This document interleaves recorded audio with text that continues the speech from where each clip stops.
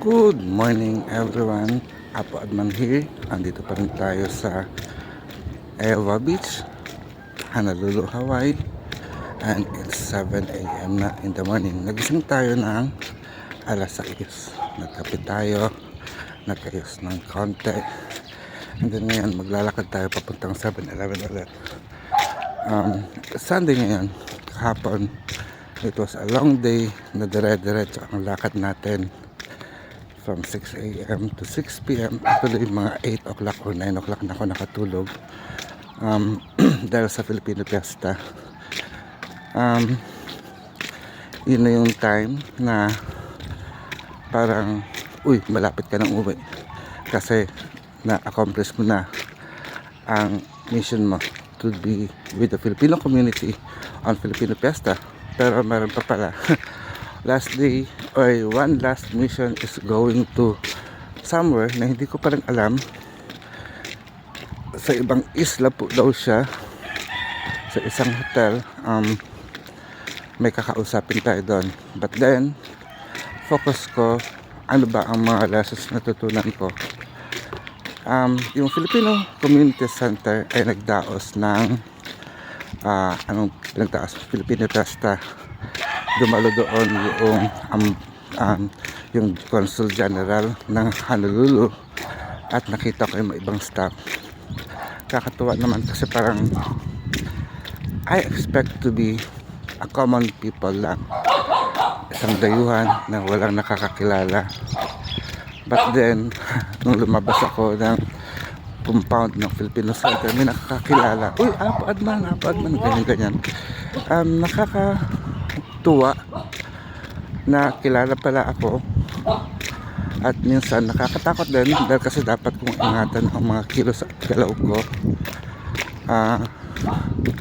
Yun, no? I need to take care and to be careful sa mga actions and words na aking ginagawa dito sa Hawaii. Siyempre ganyan din sa Pilipinas, dahil nag-e-epal ako dito sa YouTube. Diba? So marami nakakakilala. At yun nga, siguro pagtutuunan ko ng pansin yung mga katanungan nyo sa susunod na vlog. But then ang na-realize ko is we love gathering, no? We love gathering. Ang daming tao ang nagsipunta. Ang daming mga food stalls sa labas ng kalsada. Sinarado nila ang buong kalsada hanggang compound, at iba't ibang mga products ng Pinoy. Andun din ang Philippine Airlines kasama namin. So parang ano naman talaga, nakaramdam ka ako na naman ang pagkamangha, dahil kasi pareho kaming exhibitors, though lamang sila kasi ang dami nilang airline sila, pero kami din, madami rin naman ang tao, napapagod na nga kami dahil marami din nagpapahilo. They are happy to feel at throughout the experience, no, we bring back memories of their parents, of their grandparents, dahil sa ating paghihilot. Kaya nga, even yung nakausap kong doktor na hinilot ko, medyo English, Filipino American na kasi sila, and they like it to revive the ancestral indigenous medicine of the Filipino people dito sa Hawaii. Yung mga tao dito, they wanted to be reminded ano ba ang kultura at tradisyon natin. Pero ang tanong, tayo dyan, gusto ba nating maalala ano ang tinuro sa atin ng ating mga magulang? Dito nararamdaman ko yung generational gap, na may ilang mga kabataan o mga taong nag-exist ngayon na meron pa rin sama ng loob sa kanilang pamilya, sa kanilang nanay o tatay, lolo o lola, sa kanilang mga auntie and uncles na nagpalaki sa kanila. I really pray na magkaroon sana ng healing dito. Kaya nakikita ko rin naman sa TikTok na may mga witches, mayroong mga cutting cord ceremonies and ritual and everything. sa aking experience bilang manghihilot while I treat, each part of the body speaks when we touch. Merong different pain silang nararamdaman sa ating hilot. At merong isang sensitive na psychic na nagpahilot sa akin at nakikita niya bawat haplos ko may ancestors na lumalapit.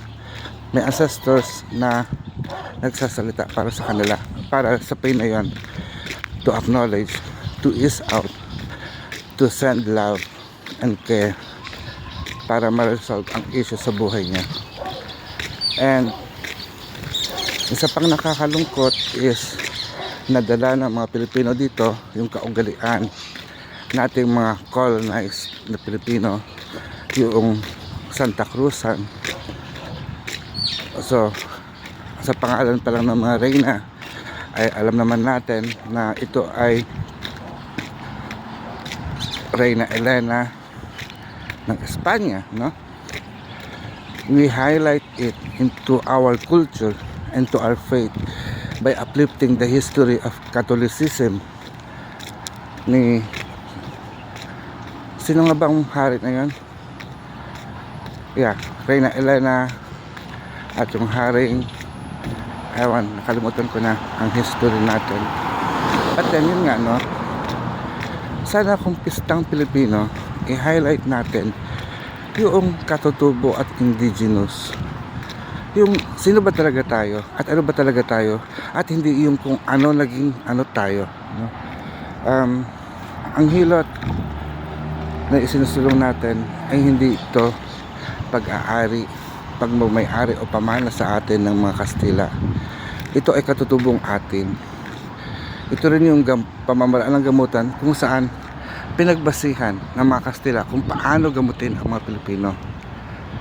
Nasa history po yan, nasa kasaysayan po yan. Ako nagpapasalamat ako sa Panginoon, sa mga diwata, sa mga ninuno, sa mga engkanto, dahil kasi pinahintulutan na tayo na ituro pa ito.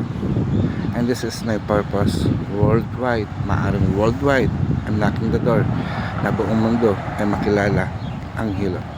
So almost 7 minutes na. See you mamaya. Ayan, magandang hapon mga kalay. Alas 5 na ng hapon. Dito pa rin ako sa Dalon, Ewa Beach, Honolulu, Hawaii. So, ang date ko ngayon dito ay May 3. Pero sa date ko is already May 4, no? Kasi nag-register ako ng aking roaming SIM sa Pilipinas. At maraming salamat kay Globe dahil kasi abot ko na ang mundo. So hindi ako nagpo-promote, but then Globe ang aking gamit sa aking roaming SIM. At ganyan din naman ang TNT, no? Medyo may kamahalan ang TNT compared sa Globe. So I recommend talaga kung mabiyahe kayo, mag-roaming kayo ng Globe, no? But then, ano nga ba? So, wala masyadong ganap, no? I take 2 clients right now. Una, nung alas 10 ng umaga, mayroong isang lalaki that claimed to be possessed by evil spirit. At pinakwento ko sa kanya ang kanyang problema kung bakit. Kasi mga kalahi, ito tandaan ninyo, ang tao nagsasabing possessed siya ng evil spirit ay hindi talaga possessed. So, there is something wrong with the mind. Yun lang, no? At pinaliwanag natin sa kanya dahil kasi kinuwento niya sa akin kung paano nagsimula, and it was about his self-confidence at kung paano siya nakokontrol ng ibang tao. And technically, maaari natin sabihin possessed siya ng ibang espiritu kasi nga ang iniisip niya yung pagsunod niya sa kung ano ang tama sa ibang tao. Marami tayong ganyan na nangyayari, no? Pero teka lang, medyo mataas ako. Hindi ako sanay na umupo. At hindi ako sanay na hindi niya nakikita. So, lalapit ako. Mas uupo ako sa sahig. No? Mas komportable talaga makipag-usap kung nasa sahig. So, ibababa ko lang din ng konti kasi masyadong mataas. So, ayan. So, I think better position. Mas maganda po ba kung ako'y nasa sahig compared sa upuan? Ayan din, may lesson po yan. Hindi ibig sabihin na nasahig ako, eh mababang tao po tayo. Mas komportable lang kung sa sahig mo po dahil mas connected ka sa lupa, mas connected ka sa earth. At hindi porket lupa ay lupa, madumi, ay napakababa na. Tandaan ninyo, siya ang tuntungan nating lahat. Dahil sa lupa, tayo umaangat, nakaangat. And I appreciate talaga na if working din, even sa paghihilot, na magtrabaho sa sahig. No? Dahil nako-connect natin yung energy natin kay Mother Earth, sa Mother Nature. And some would say it is dirty, kaya ginagawa natin, nagsasapin tayo sa paa, nagkakaroon tayo ng tinelas, nagkakaroon tayo ng medyas. But then, it's more on grounding, it's more on knowing who you are part of the earth. And then, pag namatay tayo, babalik din tayo sa lupa. Ako na-appreciate ko yon na the earth always support us. But then, going back to my story, no, yun nga, yung lalaki ay iniisip niya na siya nasasapian, pero nung pinakwento ko sa kanya ay detalyado at nakwento niya ng lahat na ilabas niya ang kanyang saloobin. Marahil siguro dito sa Amerika, sa Hawaii, or any part of the world, ay hindi uso yung mag-vent out ng kanilang saloobin at hindi naniniwala sila sa kung ano man ang kanilang pinapahayag. Pero tungkulin natin bilang hilot binabaylan, napakinggan, napakasimpleng gawain ang makinig. At bukod sa pakinig, intindihin ang kanilang unawain ang kanilang sasabihin at i-analyze kung ano ang nangyayari. Dahil dito sa aking pakikinig ng kwento, kaya kayo mga kalahi, kung kayo nag-aaral pa, no, matuto kayo makinig. Dahil kasi comprehension o pag-unawa sa mga kinukwento ay isang mahalagang kakayanan o kasanayan na ating isasagawa sa paghihilot o sa ating mga problema. At hindi yung, okay, sige, alam ko na yan, ito na kaagad. No? I think yun yung mga comprehension din ng mga doktor na naghahanap sila ng mga keywords kung ano yung mga nararamdaman nila at mula doon sa keywords na yun, ma-detect na nila kung ano ang problema. Pero sa ganitong klase, no, hindi natin pwedeng agad-agaran na sabihin, ikaw ay nasasapian ng masamang espiritu, ikaw ay inaalihan ng masamang espiritu ng demonyo. No? Dahil sa sinabi ng ibang tao, ay maniniwala ka. Pero kung ikaw ay buong loob mo na nasasabi ang mga kwentong yan, malamang may problema ka lang sa pag-iisip. No?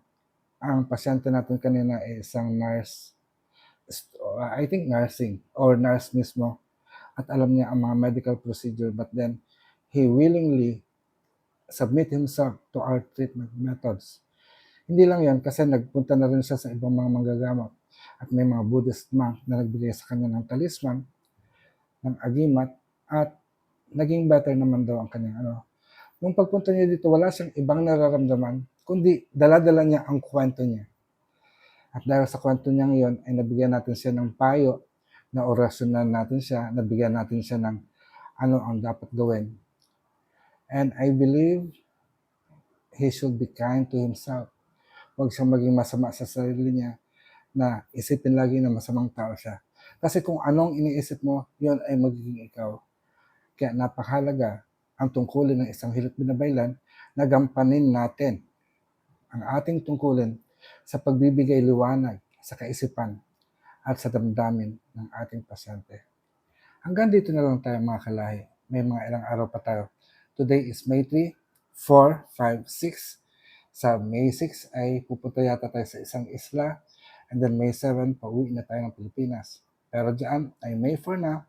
So ilang araw na lang magkikita-kita tayo. So ito muli ang apadman ng Templong Anton ng Luntiang Agama, nagsasabing, mayari na, pag-asatin. Paalam.